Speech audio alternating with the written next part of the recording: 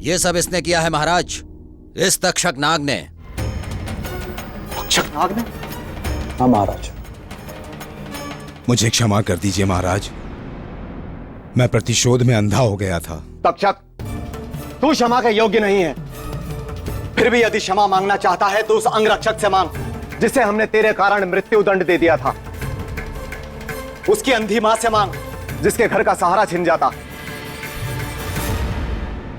सम्राट, हमें नामदेव और उसकी मां को ढूंढने जाना होगा। नहीं महाराज, इसकी कोई आवश्यकता नहीं, वो यहां आते ही होंगे। आपने उन्हें संदेश? वो आ गए महाराज। मैं जान गया तुम निर्मल हो, निर्दोष हो। सारा कसूर इस तक्षक नाग का है। मुझे क्षमा कर दो अंगरक्षक, मैं दोबारा ऐसी गलती कभी नहीं करूंगा। तक्षक, यदि सच में तुम्हारे मन में यह भाव जागा है तो यह प्रायश्चित की निशानी है। तुम नागराज के साथ पुनः नागलोक वापस लौट जाओ और अपने कर्मों का प्रायश्चित करो। धन्यवाद नागराज, हमारी सहायता के लिए बहुत बहुत धन्यवाद। नहीं सम्राट नहीं, ये तो हमारा कर्तव्य है। चलो। नामदेव, एक प्रार्थना है, यदि स्वीकार कर लोगे तो समझूंगा तुमने मुझे प्रायश्चित करने का अवसर दे दिया। आप महाराज आदेश कीजिए। नामदेव, विश्वास पात्रता की कोई कीमत, कोई इनाम नहीं होता, परंतु उपहार स्वरूप हम चाहते हैं तुम अपनी मां के साथ हमारे पास रहो। जो आज्ञा महाराज। सम्राट विक्रमादित्य, मैं आपका हृदय से आभारी हूं।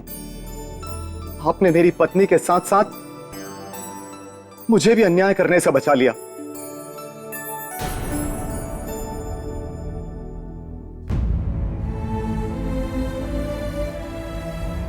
क्या बात है महारानी रागेश्वरी, इस खुशी के अवसर पे आपकी आंखों में आंसू क्यों? हमारा अनुष्ठान अधूरा ही रह गया, अब हम निसंतान ही रह जाएंगे। अब हमें इस राज्य को छोड़कर जाना होगा।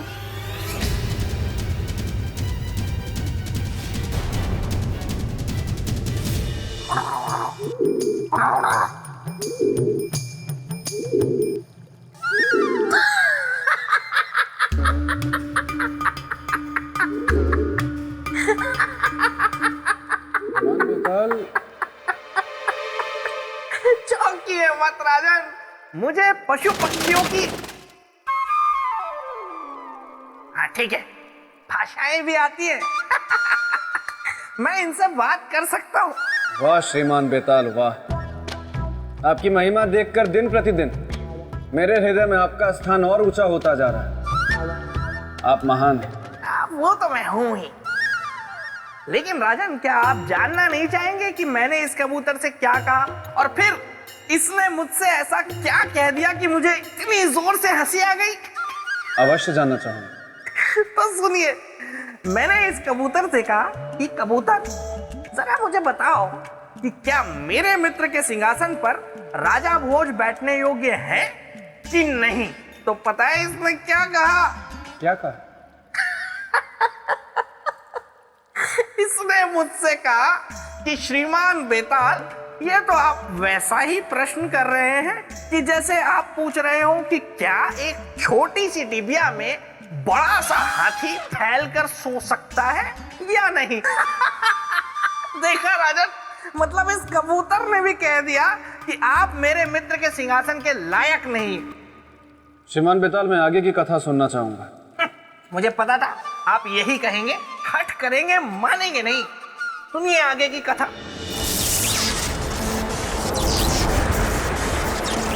हमें क्षमा करना कालदेव, यदि संसार के हित से बंधे नहीं होते तो आपके साथ ऐसा कभी नहीं करते।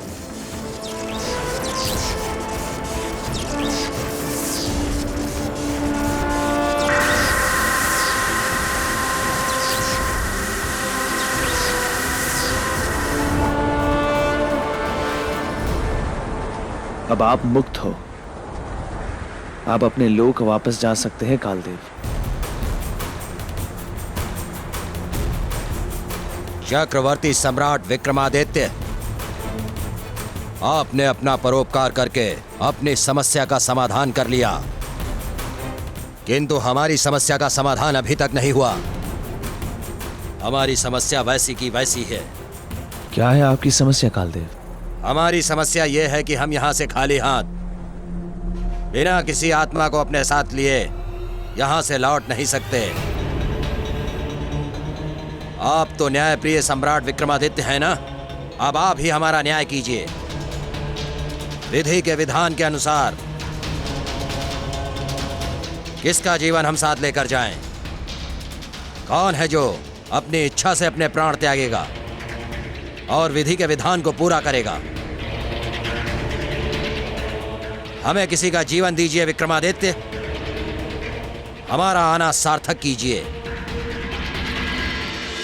काल मेरे मित्र के सामने खड़ा था और ऐसे अड़ा था, क्योंकि चुनौती शक्ति की नहीं थी बल्कि न्याय की थी कि काल के साथ न्याय हो तो कैसे हो, और बिना न्याय हुए वो जाने को तैयार ही नहीं था। और यह अटूट सत्य है, था और रहेगा कि काल एक बार आ गया तो बिना प्राण लिए वापस नहीं लौट सकता। सम्राट, क्या सोचा आपने? क्या है मेरा न्याय? शीघ्र बताओ, क्योंकि जब तक आप न्याय नहीं करेंगे मैं यहां से नहीं जाऊंगा, और जब तक मैं यहां से नहीं जाऊंगा विधि की व्यवस्था और समय का चक्कर रुका रहेगा, और इस व्यवस्था को बाधित करने के उत्तरदायी होंगे आप। हमारे कारण ना तो विधि की व्यवस्था में बाधा आएगी और ना ही समय का चक्र रुकेगा। तो शीघ्र बताइए। आपको केवल एक ही आत्मा चाहिए ना? फिर वो चाहे किसी की भी हो। भेद केवल देह में होता है, आत्मा तो सबकी एक जैसी होती है। आप यमलोक चलने की तैयारी कीजिए कालदेव। किंतु वो जीव कहाँ है जिसकी आत्मा मैं अपने साथ लेकर जाऊंगा? वो जीव आपके सामने खड़ा है कालदेव। क्या आप? हाँ कालदेव, आप हमारे शरीर से हमारी आत्मा को निकाल दीजिए। नहीं नहीं, मैं ये नहीं कर सकता सम्राट। मैं आपके प्राण नहीं ले सकता सम्राट। किंतु क्यों? आपको तो केवल एक आत्मा ही चाहिए ना? आपके प्राण लेने का अर्थ है संपूर्ण पृथ्वी लोक का नष्ट, हाहाकार, अंधकार। आपकी पत्नी, आपकी प्रजा, इन सब का क्या होगा? सब टूट जाएगा, सब बिखर जाएगा। कुछ नहीं टूटेगा और कुछ नहीं बिखरेगा कालदेव। समय के लेप ने बड़े से बड़े घाव को भर दिया है। फिर ये शरीर भी तो मिट्टी का ही बना है। इस शरीर को भी एक न एक दिन मिट्टी में ही तो मिल जाना है। तो फिर ये आज ही क्यों नहीं कालदेव? ठीक है, मुझे न्यायप्रिय, परोपकारी चक्रवर्ती सम्राट विक्रमादित्य का न्याय स्वीकार है।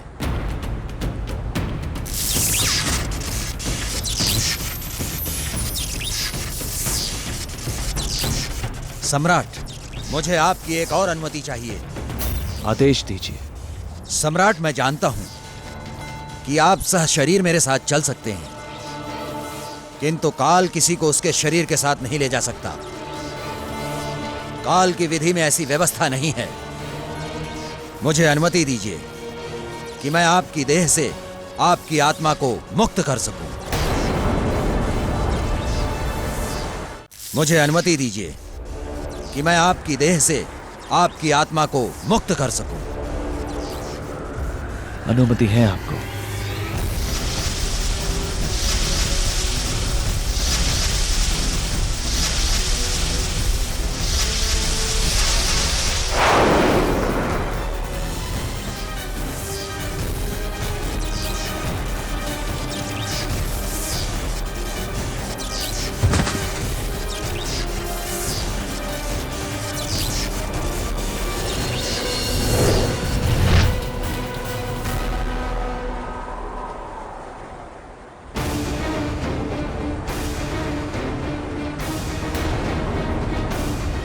सम्राट विक्रमादित्य, धरती लोक की आपकी यात्रा समाप्त हुई।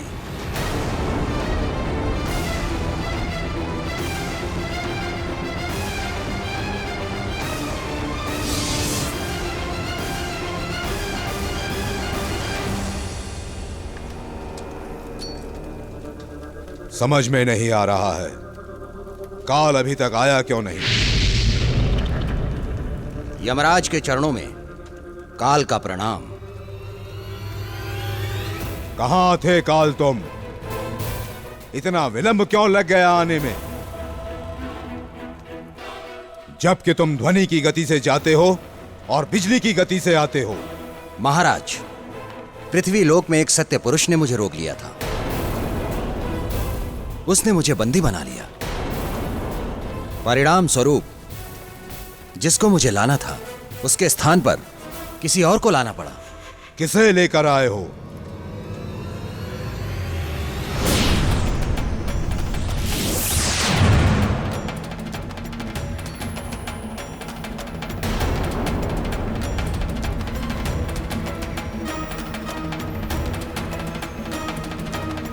चक्रवर्ती सम्राट विक्रमादित्य को लेकर आए हो? क्यों क्यों क्यों? महाराज, इन्होंने ही तो मुझे रोका था और समय पर उस जीव के पास पहुंचने नहीं दिया, और वो भी उसके परोपकार के लिए। इन्होंने मुझे रोककर जीव की रक्षा की है। ऐसी परिस्थिति में मैं क्या करता महाराज? तो ले आया इन्हें।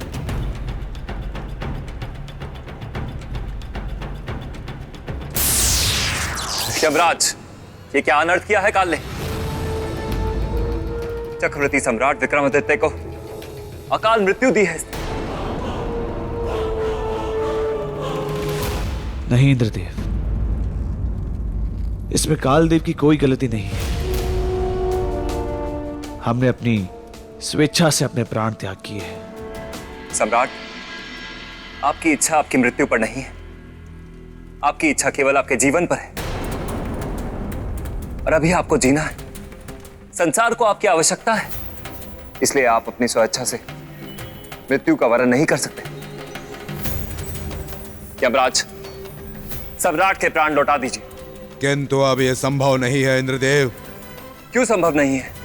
क्योंकि जिस नामदेव की मृत्यु निश्चित थी, वह मृत्यु के बाद महाराज रुद्र प्रताप के यहां पुत्र रूप में जन्म लेने वाला था।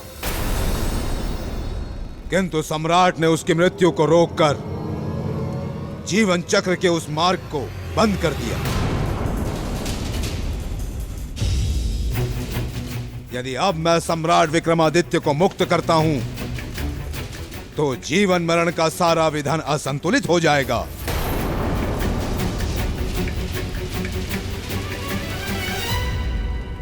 उस भूल, इस असंतुलन को सुधारने का कोई उपाय?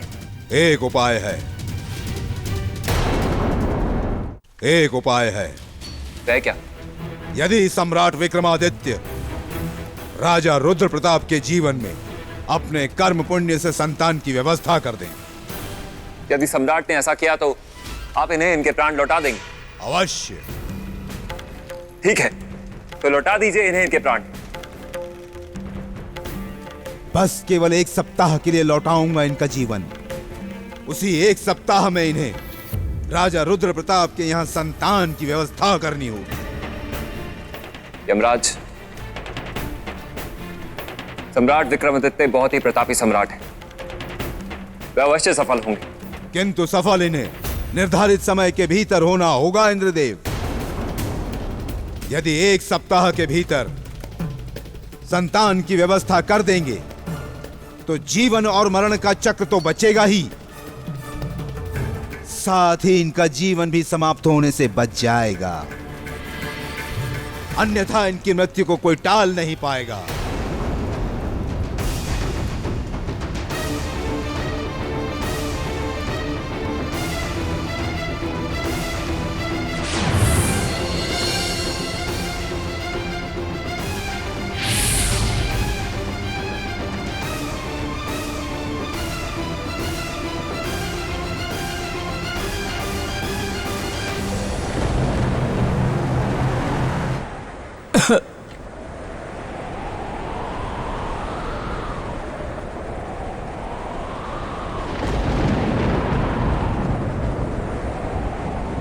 कुछ ऐसा उपाय कीजिए कि जन्म और मृत्यु और दोनों की ही व्यवस्था खंडित ना हो।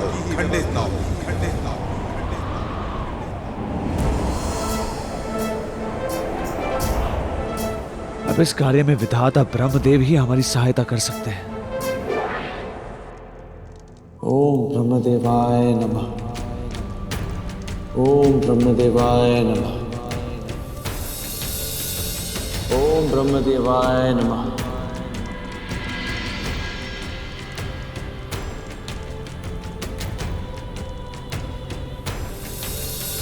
हे परमपिता ब्रह्मदेव, हमें दर्शन दीजिए। हम गंभीर समस्या के दलदल में धंसे हुए हैं। हमारा मार्गदर्शन कीजिए। हमारे सम्मुख उपस्थित होइए। हे परम प्रतापी चक्रवर्ती सम्राट विक्रमादित्य, नेत्र खोलिए। कहिए क्या समस्या है? हम किस प्रकार आपकी सहायता कर सकते हैं?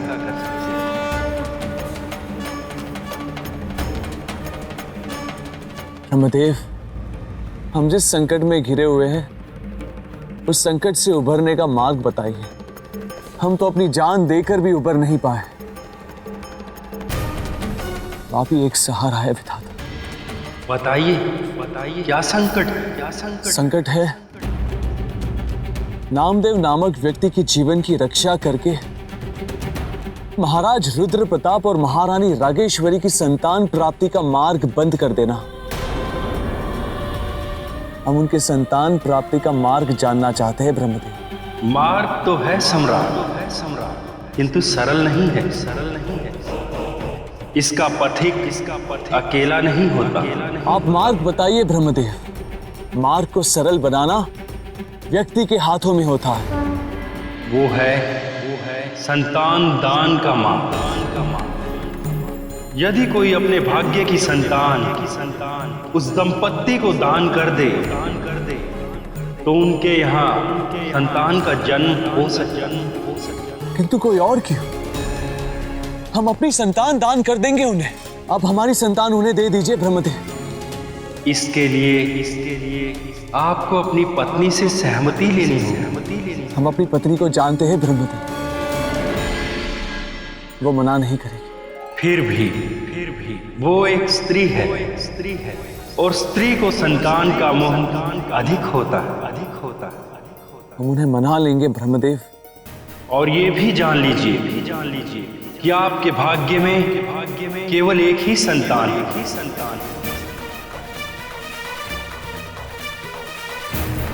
और उसे दान कर देने के बाद ना तो आपकी पत्नी मातृत्व सुख को भोग सकेंगी और ना ही आप अपनी संतान का मुख देख सकते।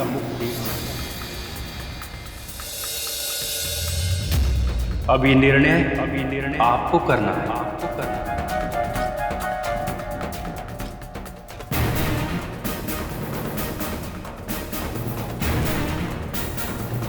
हमने निर्णय ले लिया है ब्रह्मदेव। यदि हमारे परोपकार से किसी का जीवन सुखमय होता है तो हमें वो परोपकार कर देना चाहिए।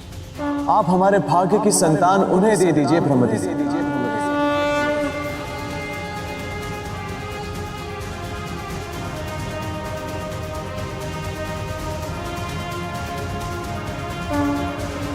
तथास्तु।